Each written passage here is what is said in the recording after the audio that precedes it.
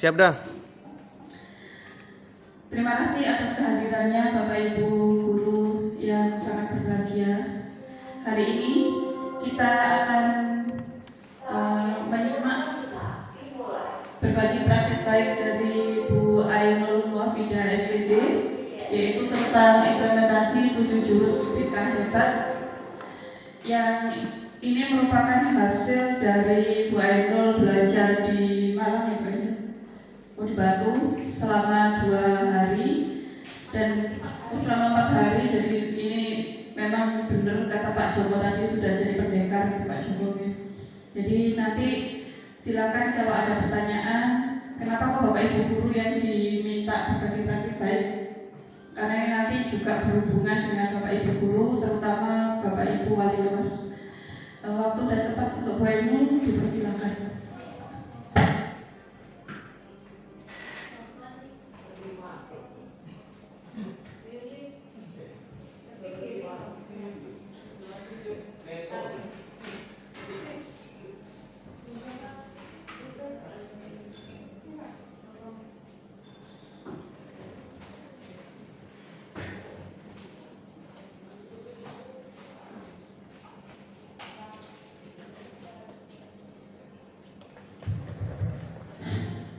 Baik, terima kasih. Assalamualaikum warahmatullahi wabarakatuh. Terima kasih atas waktunya dari Bapak Ibu semuanya yang hadir untuk memenuhi melihat saya untuk berbagi praktik baik. Jadi Bapak Ibu semuanya langsung saja nih, biar cepat. Jadi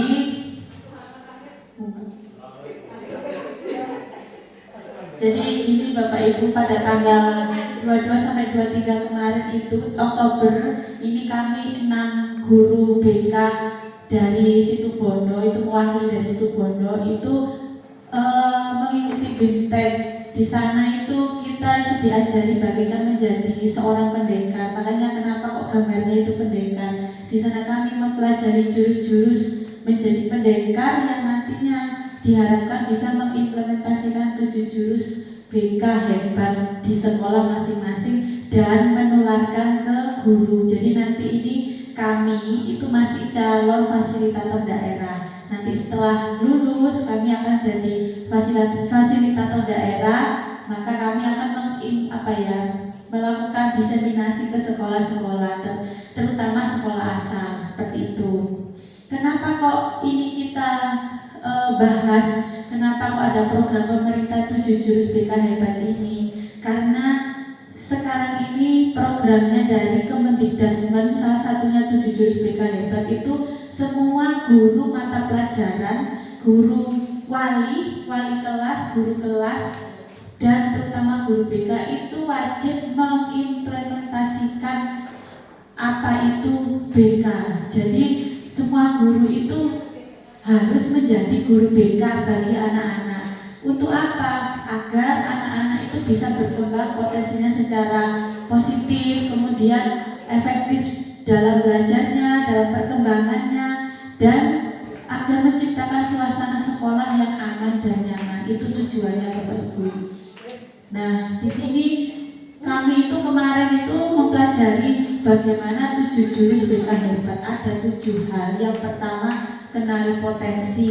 Kenali potensi ini kita itu diajari bagaimana caranya untuk mengenali potensi siswa. Itu dengan cara gaya belajarnya. Kalau di sini kan kita ada tes psikologi ya Bapak Ibu. Nah, itu kami kan punya di BK itu ada salingannya. Bapak Ibu terutama wali kelas dan guru mata pelajaran yang membutuhkan data siswa atau potensi siswa ini, monggo ke BK untuk melihat apakah siswa ini potensinya seperti ini atau perkembangan dari intelijensinya seperti ini, bisa dilihat di BK seperti itu. Kemudian yang kedua, kelola emosi. Kelola emosi ini kita mengajari, guru mata pelajaran pun juga wajib untuk mengajari atau mengenali potensinya, mengenali emosinya siswa. Kemudian ada resiliensi daya juang. Jadi tidak hanya guru BK Bapak Ibu yang memberikan semangat untuk misalnya siswa-siswa yang kurang daya juangnya, atau misalnya yang sedikit-sedikit lembek, karena anak-anak sekarang kan generasi stroberi, jadinya butuh dimotivasi. Guru mata pelajaran dan wali kelas dan guru wali itu juga wajib memberikan resiliensi. Yang keempat, jaga konsistensi. Ini biasanya tentang anak-anak yang tidak bisa konsisten untuk bangun pagi atau tidak bisa memanajemen waktu. Apakah ini pekerjaannya guru BK saja? Tidak, Bapak Ibu. Bapak Ibu juga bisa memberikan menyemangati anak-anak bagaimana caranya menjaga konsistensi ini. Wali kelas itu biasanya menyelip-nyelipkan, mengajari gimana caranya konsisten seperti itu. Kemudian yang kelima ini jalin koneksi. Kalau ini BK yang bisa, karena ada ada hal-hal di dalamnya, ada konseling realitanya dan juga segitiga restitusi. Ini berkaitan dengan anak-anak yang melanggar aturan. Jadi mungkin Bu Kusita sebagai sebagai koordinator taktik ini bisa menjalin koneksi dengan anak-anak seperti itu. Kemudian ada bangun kolaborasi. Nah, ini di semua sekolah itu wajib membangun kolaborasi antara guru mapel, guru BK, guru mata pelajaran, wakil kepala sekolah, dan tenaga administrasi sekolah itu wajib berkolaborasi. Salah satu contohnya itu adalah dengan diadakannya konferensi kasus. Ya, alhamdulillah di SMA Panarukan ini kolaborasinya sangat luar biasa sekali. Kemudian yang terakhir, menata situasi. Menata situasi ini bagaimana caranya menciptakan lingkungan yang aman, nyaman, dan menggembirakan untuk siswa-siswa di sekolah, khususnya di SMA Negeri 1 Panarukan. Seperti itu. Kemudian kemarin ketika kita BIMTEK itu kita juga diajari yang namanya model belajar ARK. Mungkin Bapak Ibu pernah mendengar atau baru dengar sekarang. Jadi model belajar ARK itu aktivitas, refleksi, konsep, dan aplikasi. Kalau aktivitas itu sebelum melakukan pembelajaran, kita melakukan suatu aktivitas, misalnya memancing siswa dengan cara bermain game atau kemudian dari permainan itu direfleksi. Setelah direfleksi, baru dijelaskan konseptualisasinya seperti apa, kemudian diaplikasikan seperti itu. Selanjutnya, ini setelah mempelajari 7 jurus itu, ini kami itu mendapatkan tugas masing-masing untuk mengimplementasikan 7 jurus BK hebat itu. Kita mengambil 2 jurus. Saya mengambil jurus pertama sama jurus ketiga, yaitu kenali potensi dan tumbuhkan resiliensi. Di OJL 1 jurus pertama itu guru mampu membantu siswa mengeksplorasi potensi dan minat. Itu saya membuat perencanaan karir anak-anak berdasarkan hasil tes RIASEC. Tes RIASEC ini tes untuk mengetahui minat anak terhadap pekerjaan. Jadi saya itu menyebarkan angket ke kelas 10.1 dan 10.2. Setelah itu saya memilih 10 anak. Jadi nanti akan ada kelanjutannya lagi, gantian begitu. Kami buat secara bimbingan kelompok. Di bimbingan kelompok ini kenapa? Agar lebih efektif, karena harus satu persatu untuk memilah ini dimasukkan ke kelas apa, karena nanti outputnya itu adalah perencanaan karir. Jadi saya masukkan SBK, asesmen sudah, saya menyampaikan materi tentang konseptualisasinya seperti apa, lalu untuk tindak lanjutnya adalah pilihan jurusan kelas peminatan ke kelas 11. Selain itu nanti ini hasil dari tes RIASEC ini akan digabungkan dengan hasil tes psikologinya anak-anak. Nah, mungkin Bapak Ibu kepingin tahu juga kecerdasannya siswa seperti apa, boleh menyelipkan ketika di mata pelajaran, boleh. Ini gratis Bapak Ibu untuk mengetahui potensi kecerdasan siswa itu di webnya, kemudian gaya belajar, minat, ini tes riasek. Kalau misalnya pengen tahu hasilnya saja biar tidak ribet-ribet, monggo ke BK, hasilnya ada di BK. Nah ini saya gambar foto yang saya lakukan. Nah ini hasilnya tidak kelihatan. Ini dari bimbingan kelompok kemarin yang saya ambil itu anak kelas 11 semua. Nah ini akhirnya mendapatkan kesimpulan mata pelajaran yang diambil adalah ini. Ini berdasarkan hasil tes riasek. Nah selanjutnya di OJR selanjutnya itu saya menggunakan jurus ketiga, yaitu tumbuhkan resiliensi. Permasalahan siswanya ini tidak saya tampilkan siapa anaknya. Ini siswa yang kritis terhadap dirinya sendiri, mendapatkan nilai rendah. Dia merasa mampu, sudah berusaha keras belajar, tapi kok nilainya rendah seperti itu. Akhirnya saya ajak konseling, saya menggunakan teknik burger. Jadi di teknik burger ini siswa itu tidak disalah-salahkan, siswa itu dikoreksi. Intinya itu kita memberi apresiasi dulu, kemudian dikoreksi mana yang salah. Akhirnya kita masuk ke anak tersebut untuk dikoreksi, diapresiasi lagi. Nah ini harus menggunakan prinsip komunikasi empati. Apakah guru mata pelajaran juga boleh melaksanakan ini? Boleh sekali, karena tidak mungkin siswa tidak nyaman dengan guru BK, nyamannya dengan wali kelas, maka sama wali kelas seperti itu. Nah ini refleksinya, meningkatkan kualitas pertanyaan reflektif yang singkat dan padat, mendorong siswa untuk berbicara lebih terbuka tentang masalahnya dan menjaga asas kerahasiaan. Yang pasti ketika kita konselingkan harus rahasia Bapak Ibu. Nah rencana selanjutnya meyakinkan untuk lebih terbuka, monitori selama 1 minggu depan dan menjaga kontinuitas resiliensi yang telah dibangun. Jadi kesimpulannya, program konseling dirancang untuk membantu peserta didik membangun resiliensi melalui pemahaman diri dan mengembangkan strategi coping yang efektif. Seperti itu. Sudah Bapak Ibu, terima kasih. Sekian. Terima kasih. Sekitar saja. Mungkin Bapak Ibu ada yang mau ditanyakan. Ya, monggo.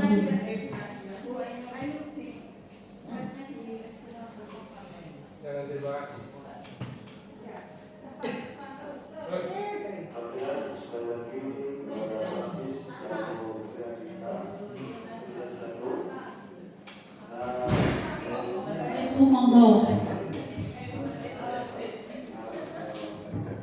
Terima kasih Bu Ainul. Mungkin saya tadi sedikit kelewatan atau tidak dijelaskan sama Bu Ainul. Kenapa Bu Ainul dari 7 jurus itu kok memilih nomor 1 dan 3? Itu tadi sepertinya belum ada alasannya. Kenapa Bu Ainul milih yang itu? Kenapa tidak yang lainnya? Mungkin gitu. Terima kasih. Kenapa saya itu betul sesuai keadaan. Jadi waktu itu ada siswa yang datang ke BK cerita-cerita tentang apa masalahnya, nilai saya jelek, terus anaknya sepertinya kayaknya kok cocok di jurus ketiga. Langsung saja saya itu awalnya saya itu mau menggunakan jurus 1 dan 2. Kalau jurus 1 kenapa? Karena yang paling mudah itu jurus 1 Bapak Ibu. Jadi ini kan kita belum mendapatkan hasil tes psikologi. Sekalian saja nanti hasil psikologi datang, sekalian hasil tes riasek datang. Jadi sekali jalan saya itu nanti biar menyimpulkan anak-anak itu kelas 10 yang mau ke kelas 11 itu nanti diletakkan di kelas mana. Jadi sekali jalan begitu. Kemudian yang yang jurus kedua emosi itu memang agak susah karena sosial emosionalnya, dan itu tidak cukup untuk 1 kali pertemuan, harus 2 kali pertemuan. Makanya saya langsung aja apalagi pas kebetulan ada siswa yang ke BK cerita-cerita nilainya kok jelek, ya sudah saya ajak langsung aja ke jurus ketiga. ditumbuhkan resiliensi seperti itu. Bagaimana Bapak Ibu, ada lagi yang mau ditanyakan? Oke. Ya, memang sudah dari sananya. Dari sananya memang 7 jurus BK Hebat. Ini programnya pemerintah BPJPK Jawa Timur, ya bukan BPJPK Jawa Timur. Semua, cuma apa ya, dari pusat, dari Kemendikbudristek itu apa program 7 jurus BK Hebat. Sebenarnya apa ya, banyak. Kalau di BK itu kan tugasnya banyak sekali. Jadi tidak hanya konseling dan klasikal saja. Cuman yang lebih ditekankan, kenapa kok guru-guru wali, guru mapel, guru wali kelas itu juga paling tidak itu memiliki keterampilan di 7 jurus BK Hebat ini, karena memang ini dasarnya gitu Pak. Jadi dari dasarnya itu diajarkan ke guru-guru yang bukan, yang non BK agar lebih mudah juga begitu. Bagaimana Pak Sugi? Apa Pak yang ke-8?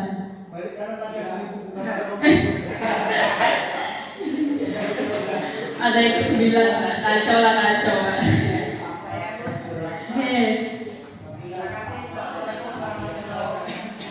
Pakai mic Bu, saya foto.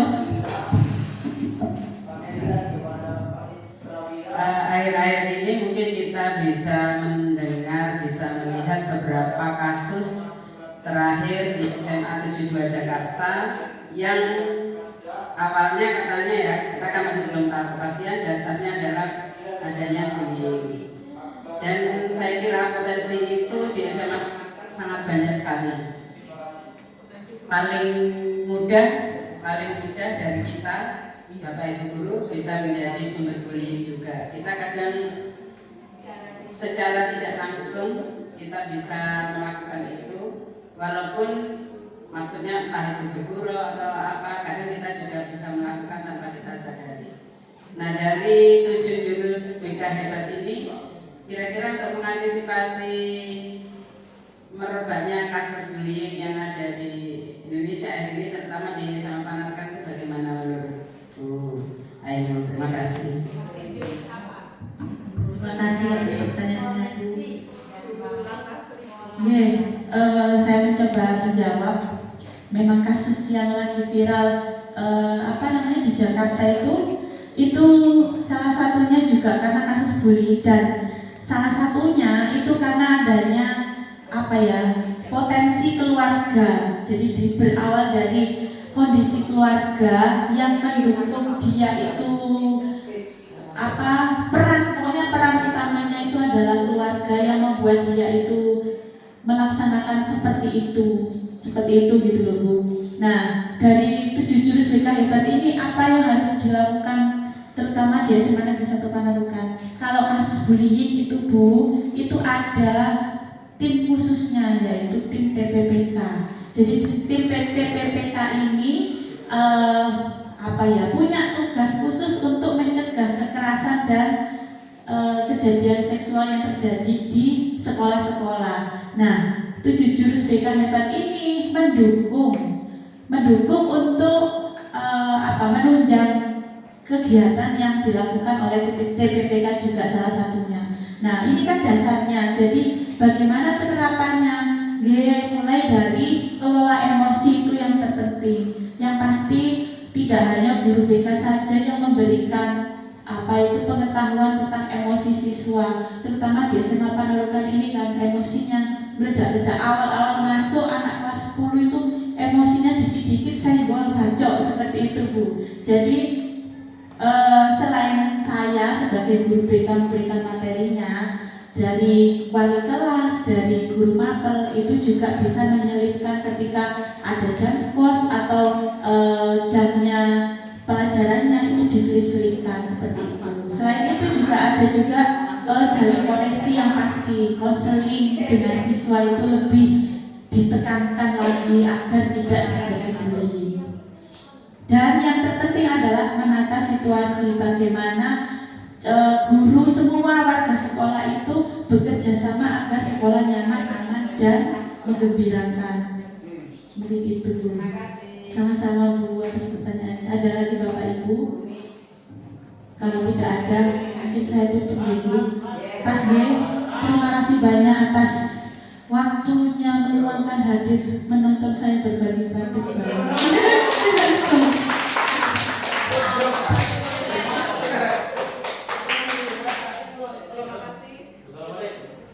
Terima kasih Bapak Ibu. Mohon maaf Pak Akbar, minta tolong difotokan dulu. Saya soalnya ijek juga, jadi saya harus melampirkan foto kalau saya ada di sini. Ada satu sebenarnya Bu Ainul tadi yang sepertinya belum ditambahkan. Harusnya yang mengelola emosi, yang dikelola emosi bukan hanya siswa tapi gurunya juga ya. Karena kita sudah harus tarik nafas, tidak boleh dikeluarkan.